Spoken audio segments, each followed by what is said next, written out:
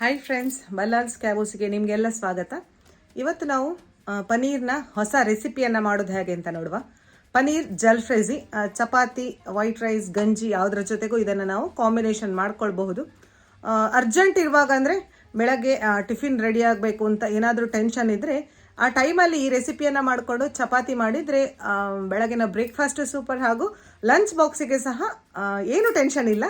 S, ಈ ರೆಸಿಪಿಯನ್ನು ನೀವು try ಮಾಡಿದ ಮೇಲೆ ಹೇಗಾಯ್ತು ಅಂತ ನನಗೆ ಕಮೆಂಟ್ ಸೆಕ್ಷನ್ನಲ್ಲಿ ಕಮೆಂಟ್ ಮಾಡಿ ಮಾತ್ರ ತಿಳಿಸಿ. ಈ ವಿಡಿಯೋವನ್ನು ನೀವು ಮಾತ್ರ ನೋಡೋದಲ್ಲ, ನಿಮ್ಮ ಫ್ರೆಂಡ್ಸ್ ಫ್ಯಾಮಿಲಿ ಜೊತೆ ಇದನ್ನು ಶೇರ್ ಮಾಡಿಕೊಂಡು ಬಲ್ಲಾಲ್ಸ್ ಕ್ಯಾಬೋಸಿಗೆ ಸಪೋರ್ಟ್ ಮಾಡ್ತಾ ಇರಿ.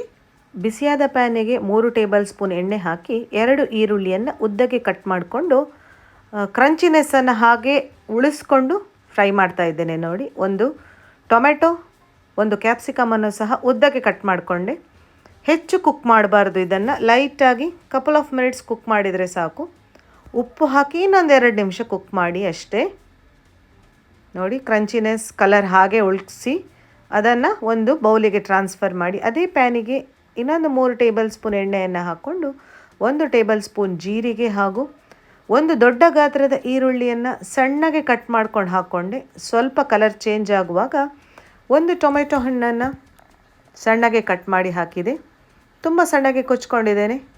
ರುಚಿಗೆ ತಕ್ಕಷ್ಟು ಉಪ್ಪು, 1 ಟೇಬಲ್ ಸ್ಪೂನ್ ಶುಂಠಿ ಬೆಳ್ಳುಳ್ಳಿ ಪೇಸ್ಟ್, ಅರ್ಧ ಟೇಬಲ್ ಸ್ಪೂನ್ ಅರಶಿನ, 1 table spoon Kashmiri red chilli powder ಹಾಗೂ 1 ಟೇಬಲ್ ಸ್ಪೂನ್ ಗರಂ ಮಸಾಲವನ್ನು ಹಾಕ್ಕೊಂಡು ಚೆನ್ನಾಗಿ ಮಿಕ್ಸ್ ಕೊಟ್ಟು 1 ಗ್ರೀನ್ ಚಿಲ್ಲಿಯನ್ನು ಸಣ್ಣಗೆ ಕಟ್ ಮಾಡಿ ಹಾಕಿದೆ ಹಾಗೂ 1 ಬೌಲ್ನಷ್ಟು ಹಸಿ ಟೊಮೆಟೊ ಹಣ್ಣಿನ ಪ್ಯೂರಿಯನ್ನು ಹಾಕ್ಕೊಂಡೆ. ಮಿಕ್ಸಿಯಲ್ಲಿ ಗ್ರೈಂಡ್ ಮಾಡಿದ್ದು ಅಷ್ಟೇ.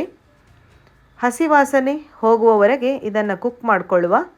ಎಣ್ಣೆ ಎಲ್ಲ ಸಪ್ರೇಟ್ ಆಗಿದೆ. ಅಷ್ಟರಲ್ಲಿ ಮೊದಲೇ ಕುಕ್ ಮಾಡಿಟ್ಟಂತಹ ತರಕಾರಿಗಳನ್ನು ಹಾಕಿ 1/4 kg ಪನೀರ್ ಕ್ಯೂಬ್ಸನ್ನು ಆ್ಯಡ್ ಮಾಡಿಕೊಂಡೆ. ಅಮೂಲ್ ಪನೀರನ್ನು ತೊಗೊಂಡಿದ್ದೇನೆ ನಾನಿಲ್ಲಿ.